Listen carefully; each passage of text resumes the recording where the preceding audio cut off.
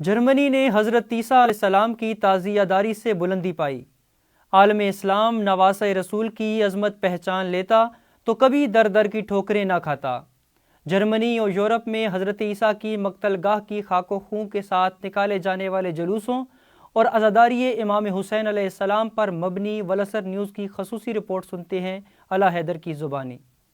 عیسائی روایات کے مطابق گلگوتھا کی پہاڑی پر جب حضرت عیسیٰ کو مصلوب کیا گیا تو رومن لشکر کے ایک سپاہی نے اپنا نیزہ حضرت عیسیٰ کے پہلو میں پیوست کر دیا تاکہ حضرت عیسیٰ کی زندگی کے خاتمے کا یقین ہو جائے۔ حضرت عیسیٰ کے خون کے قطرے رومن سپاہی لونگینس کے چہرے پر بھی پڑے۔ جیسے ہی مسیح کا خون اس سپاہی کے منہ پر پڑا اس کے معجزاتی کرشموں کا احساس ہونا شروع ہو گیا اور وہ عیسیٰ کی عظمت کا قائل ہو گیا، لہٰذا اس نے گولگوتھا کی مٹی کے ساتھ امیزہ بنا کر ان خون کے قطروں کو ایک صندوق میں محفوظ کر لیا۔ اپنے گناہوں سے توبہ یعنی بیپٹائز ہونے کے بعد اس سپاہی نے یروشلم کو خیرباد کہہ دیا اور اٹلی کے شہر مینٹوا آن بسا اور عیسائیت کا مبلغ بن گیا۔ اسی پاداش میں اسے قتل کر دیا گیا۔ اس سپاہی نے حضرت عیسیٰ کے خون اور مٹی والا صندوق مرنے سے پہلے چھپا دیا جو صدیوں چھپا رہا۔ 11ویں صدی میں ایک نابینا شخص کو وہ صندوق ملا جسے اس متبرک صندوق کے سبب بینائی مل گئی۔ اس صندوق کی اطلاع ملتے ہی عیسائی شہنشاہ ہنری سوئم، پوپ لیو 9 اور مقامی ڈیوک بھی وہاں پہنچ گئے اور ساتھ ہی اس صندوق کی ملکیت کا تنازع کھڑا ہو گیا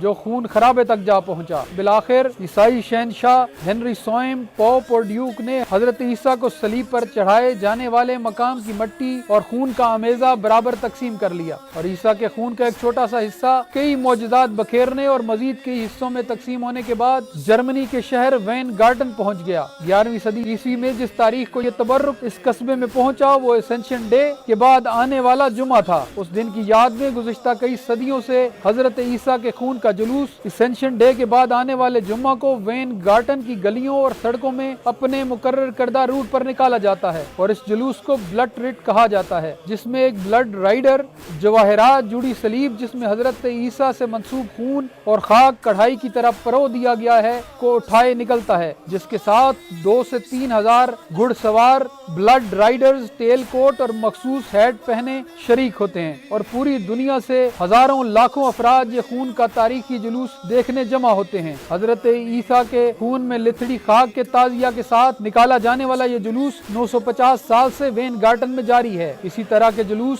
یورپ اور جرمنی کے مختلف علاقوں میں بھی نکالے جاتے ہیں، لیکن وین گارٹن کا جلوس یورپ میں سب سے بڑا مانا جاتا ہے۔ وین گارٹن ہی وہ شہر ہے جہاں مختار آرگنائزیشن اور تحریک نفاذ فقہ جعفریہ کے کارکنان یوم انہدام جنت البقیع کے موقع پر دنیا بھر سے حضرت عیسیٰ کے تعزیہ کی زیارت کرنے کے لیے آئے ہوئے زائرین کو حضرت عیسیٰ کے آقا کے گھرانے کے آثار کی تباہی کے سانحے سے آگاہ کر کے عالمی رائے عامہ کو جھنجھوڑتے ہیں۔ حضرت عیسیٰ کے جلوس میں مٹی اور خون کے تبرک جس کے اصلی ہونے کی دلیل نابینا شخص کی روایت کے سوا کچھ بھی نہیں، اس کے باوجود اس جلوس میں ہزاروں ڈاکٹرز، انجینئرز، کوالیفائڈ پروفیشنل، سائنسدان اور ماہرین تعلیم شریک ہونا باعث سعادت سمجھتے ہیں۔ وین گارٹن کے شہری اپنے گھروں میں اس جلوس کا استقبال کرتے ہیں اور اس کے سائے کو بھی اپنے لیے خیر و برکت گردانتے ہیں۔ ان میں سے کوئی یہ نہیں کہتا کہ ضعیف روایت کے نتیجے میں نکالا جانے والا یہ جلوس عیسائیت کے منافی ہے یا اس شہر کو گوگل کرنے سے نظر آنے والی تصاویر سے